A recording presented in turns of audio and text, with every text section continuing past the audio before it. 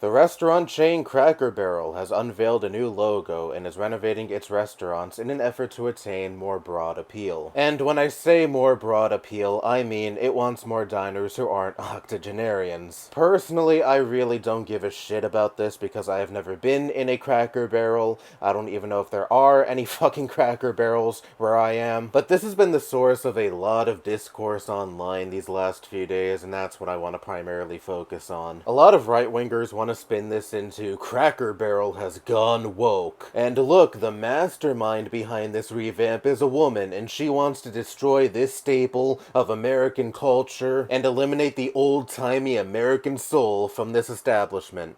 Okay, but I don't view this as any fucking different than any other time a corporation decides to oversimplify and remove any creativity, uniqueness, and soul from their branding. Oversimplification has been all the rage for more than a decade at this point. It sucks, I know, and in this case is completely fucking tone deaf, because who is less receptive to change than old white people, which is Cracker Barrel's prime target demographic. But anyway, oversimplification has been especially pushed by corporations for a long time at this point, because obviously they value profit more than expression. Everything is viewed through the lens of profit motive, and unfortunately, experimenting with genuinely interesting ideas that would help you stand out more isn't always what guarantees returns. Now, don't get me wrong, I'm not trying to defend this at all. I think it's frankly disgusting how we've allowed corporate greed to erode away at culture and make everything into this bland, homogenized mess. But I'm just saying, the real boogeyman to wave your pitchforks at in this situation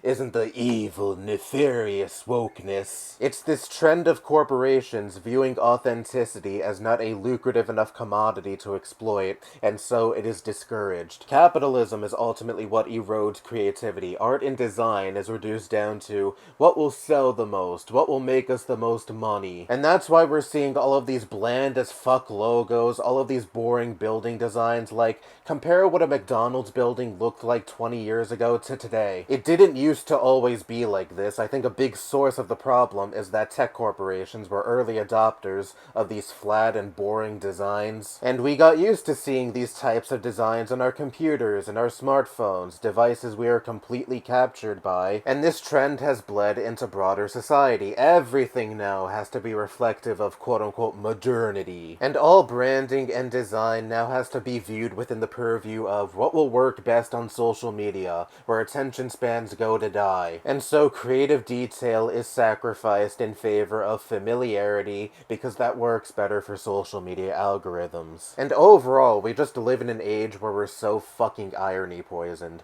Authenticity and vulnerability is not cool, and instead being detached and apathetic is cool. If a company tries their hand at a marketing campaign that may be a little against the grain, that has the risk of being immediately shot down by social media and labeled as cringe, and so marketing executives are more inclined to play it safe and stick to what is familiar. Because so much of society has been conditioned to accept everything as flat, homogeneous, and not sticking out from the pack, and the Cracker Barrel redesign is reflective of that. It's just that Cracker Barrel filled a niche. It was the place that mostly old people went to get that old-timey Americana feel they remember from their youth. You know, an escape from everything I just ranted about in this video. And to my understanding, for the last few years, Cracker Barrel hasn't actually been doing very well. Its stock has since plummeted in wake of this redesign, but their stock has been on a downward trajectory for a while at this point. The CEO and other higher-ups at Cracker Barrel obviously noticed this.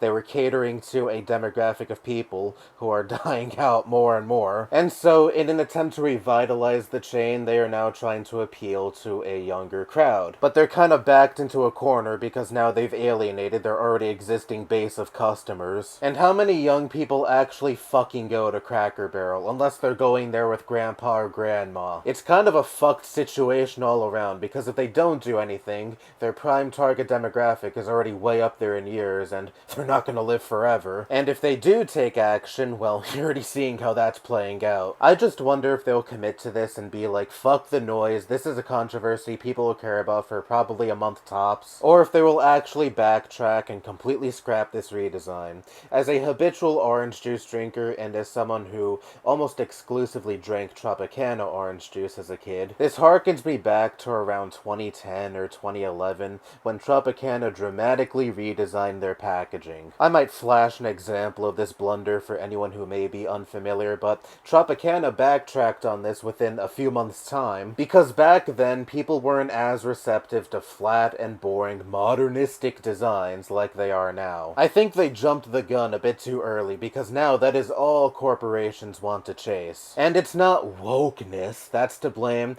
it's capitalist greed that by design sucks the soul and creativity out of everything. Because standing out amongst the pack and being unique does not always translate to the most amount of money printed. Anyway, that's all I have to say. Bye-bye.